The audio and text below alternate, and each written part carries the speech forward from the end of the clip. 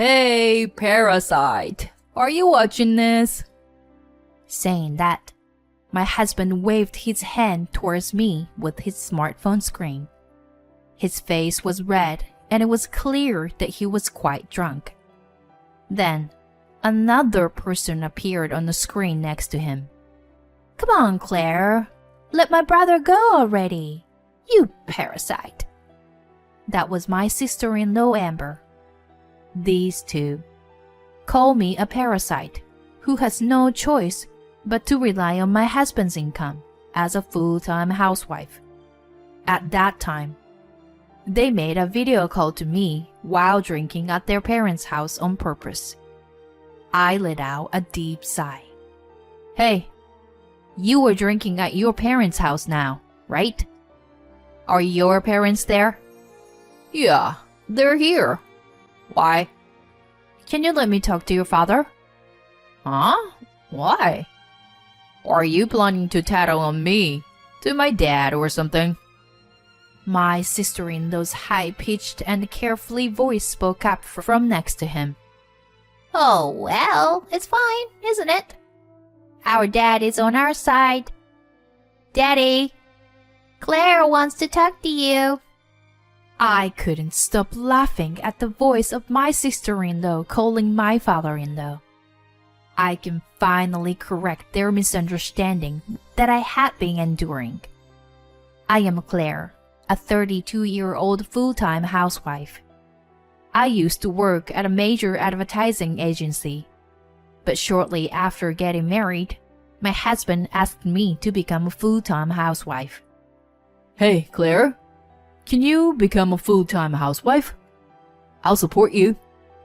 Huh? I was surprised by his words, and my husband took my hand gently. He was a completely different person back then, much kinder than he is now. 'Cause we got married, right? If we want a happy home, it's better for one of us to stay at home and take care of things. But I can't do housework. And all I can do is work. You, on the other hand, are good at that kind of stuff, unlike me, right? Well, I'm not really that good. What are you talking about? Didn't you cook for me some Italian on your day off before? It was really delicious, and it made me feel so much better. I really respect and love that about you. So, please, quit your job, okay?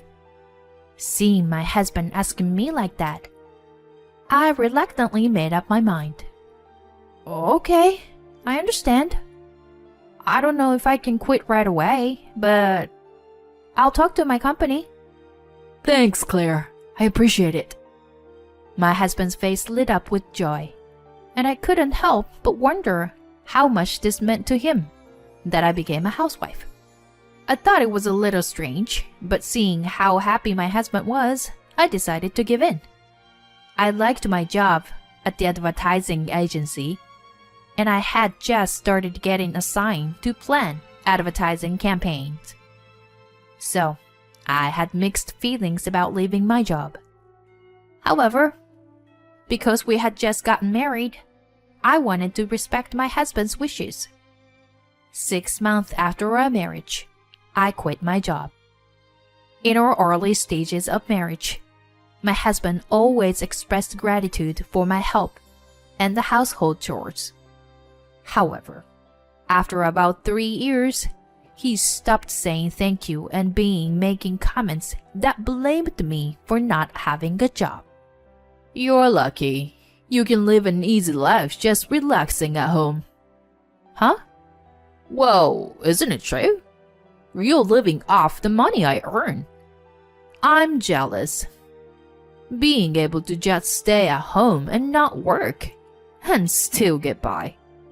But you're the one who asked me to become a housewife, remember? My husband looked annoyed. See? You can use my words as a shield to justify yourself. It's so easy, isn't it? Well then, if you were a housewife, Focus more on household chores. You have it easier than anyone else in the world, since you don't work, and you don't even have children. And yet, you always do things half-heartedly, don't you? He is probably referring to the frozen foods I received from our neighbor. What are you talking about? The frozen food? They own the grocery store, remember? They gave us a lot. So I don't want to waste it. I'm trying to save money on groceries and save for our future. When I said that, my husband stuttered. He had been talking about saving money to build a house, so we had discussed the saving. Well, I know that without you telling me. But saving money and making half-hearted dishes are not related. If you received frozen food, you can use it, but try to be more creative. Make it look like a more elaborate dish. I sighed at my husband's complaint. He must think that putting unnecessary effort into something is a good value. I've never made things difficult for my husband by cutting corners on cooking, cleaning, or laundry. I shouldn't have to be called the one who has it the easiest in the world despite this. I thought that, but I didn't want to argue, so I said, "Understood."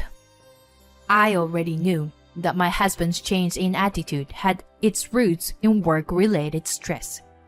He has a selfish side that makes him think, why am I the only one going through such a tough time when I'm tired and struggling? He only sees his own hardships and doesn't think much about others. This narrow-mindedness makes him oblivious to the effort that I put into household chores. That's why he started thinking, I work so hard, yet the money keeps disappearing because of my wife. It seems that my sister Amber, who dislikes me, also whispered bad things about me in his ear. Claire is like a parasite, isn't she? Amber, who boasts about earning a lot of money as a model, found an easy target to criticize in me, who has no income. She's already in her mid-30s and doesn't know how many more years she can continue modeling. Yet, she's not capable of decent judgment. My husband, who was already small-minded, was further fueled by his sister's words and started using even more hurtful words against me. You are a parasite who has no choice but to rely on my money in my house. So don't act all high and mighty. My husband has been saying such awful things to me for years now. I try to think that there was no point in arguing, but I've reached my limit. Since my husband, Amber, and my in-laws are all here, it's a good opportunity to tell them the truth. So I asked my father-in-law to come over. Oh, hello, Claire. How's it going? Then I told my father-in-law about the abusive words that the two had been saying to me, and about my decision. Then my father-in-law let out a huge sigh over the phone and yelled, What have you guys done? We were going to build a two-family house and live together with Claire's money. I could feel a sudden chill from the presence on the other side of the screen. Yes, my father-in-law was right. I had enough savings to build a house. That was because I still had an income ever after quitting my job at the advertising agency. Actually, I had started freelancing from home and was making quite a lot of money. At first, it was just to pay off my student loans. After quitting my job as my husband had suggested, I couldn't repay my loans without any incomes. So I utilized my experience at the advertising agency and started searching for design jobs, including advertising. After I started working from home, my income increased rapidly, and I would scout it for many projects. By the time 3 years had passed, my monthly income had exceeded $10,000. Since my husband said that he wanted to build a two-family home and live with his parents in the future, I saved most of my earnings for that purpose. I thought it would be a good use of my savings. However, I didn't tell my husband about it because I knew he had a habit of spending money recklessly. He might have suggested going on a trip or buying a large TV with my money. But I secretly told my in-laws because they had always been kind to me. I continued explaining to the screen until I started being called a parasite by Wayne and Amber. I didn't mind living with you and contributing money to build a two-family home at all. But their bullying towards me has been increasing year by year. Amber even asked me to set her brother free. So, I will do as she said and set him free. I will divorce him. So please forget about the new home. When I told my father-in-law, he shouted at his son and daughter with a trembling voice that even I could feel the vibration through the phone. You two. Why do you always do things like this? We've had to apologize to many people because of your rude behavior, he exclaimed, and my mother-in-law's voice joined in, sounding concerned. Hey, what is this? Why are you shouting like that? Wayne and Amber did it again. They spoke loudly to Claire, and now she's angry. She asked us to forget about the two-family house plan. What? No! My mother-in-law was shocked. I didn't know anything about that, so there's nothing I can do, right? That's right. It's your fault for staying quiet. My husband and Amber also fought back, but the father-in-law's voice grew even more intimidating. It's because you guys say rude things. Their argument continued over the phone, and I listened silently for a while before I got tired and hung up. The next day, they all came to our house together and bowed their heads in apology. Claire, I'm really sorry. Wayne and Amber were completely unaware of their rudeness. My father-in-law spoke, and my mother-in-law also chimed in. We feel so bad. We're ashamed that we didn't teach them enough. We'll make sure that they will never say something like that again. After apologizing individually, they turned their sharp gaze to my husband and Amber. Claire, I'm sorry. I was the one to ask you to become a full-time housewife, but something was going on with my job.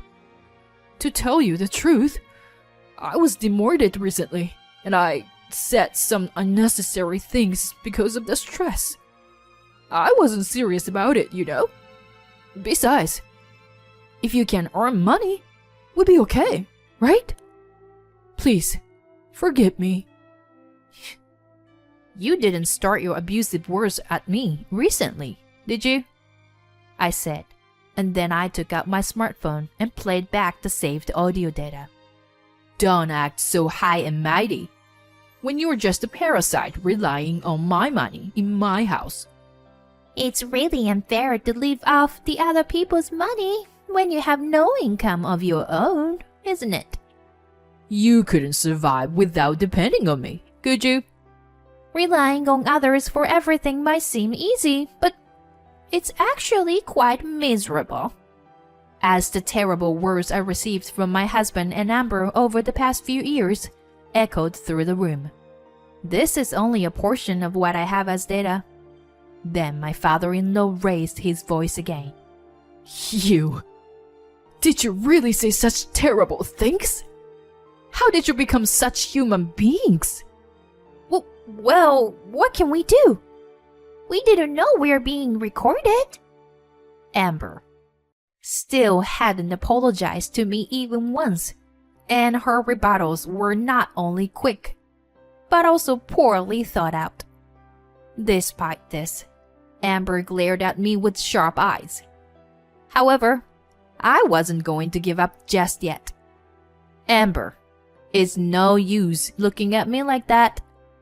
What you said to me has been recorded as evidence. Even you understand what people will think when they hear it, right? I'm going to claim alimony from you and your brother based on this. Alimony? Amber's voice flipped over, and my husband's tone was also disrupted as he opened his mouth again. Wait a minute. Please. Don't ask for compensation. We've already apologized. This is not a joke. You can't expect me to forgive you with just a few words of apology? Well, perhaps we should bring a third party to objectively assess the situation. Don't worry. If it's an unjustified claim, it won't go through. But... My husband's voice trembled with uncertainty. It's only natural. If a third party is brought in to judge such a matter, it's clear that the two would be blamed. With a troubled expression, my husband turned to his sister. Sis, you should apologize properly too. After all, it was you who started calling her a parasite and all that. I wasn't serious. What? Are you trying to blame everything on me? 'Cause you were more responsible. And I already apologized, didn't I? Who's more responsible, you're saying? I sighed at their argument. It seemed that their parents felt the same way. After a while, their father scolded both of them again. Both of you. Cut it out. It doesn't matter who's at fault. Saying that, he shook his shoulders in anger. I said to him, "Thank you very much for understanding. I really appreciate you, but my decision will never change. I'm going to get a divorce and claim compensation." I see. If that's what you've decided, there's nothing I can do. Anyway, we'll do our best to respond sincerely. And so, I ended up getting divorced, and of course, I also demanded compensation. My husband was struggling to pay the compensation because he had been demoted and his salary had significantly decreased. Amber seems to be struggling even more than her brother and called me crying, asking me to reduce the amount of compensation. It was no surprise, since the demand for models in their late 30s were low. But Amber couldn't let go of her past glory and clung onto her job as a model. Despite her drastically reduced income, she still had the spending habits of the past and had been in debt even before. I didn't sympathize with her and refused to reduce the compensation. In the end, both my ex-husband and Amber had to rely on their parents and move back to their home. Who is the real parasite here, I wonder? As for me, I resumed working at the advertising agency and obtained permission to continue working as a freelancer. With the monthly compensation and my savings, my future is secure. I can now do what I love and enjoy my life to the fullest.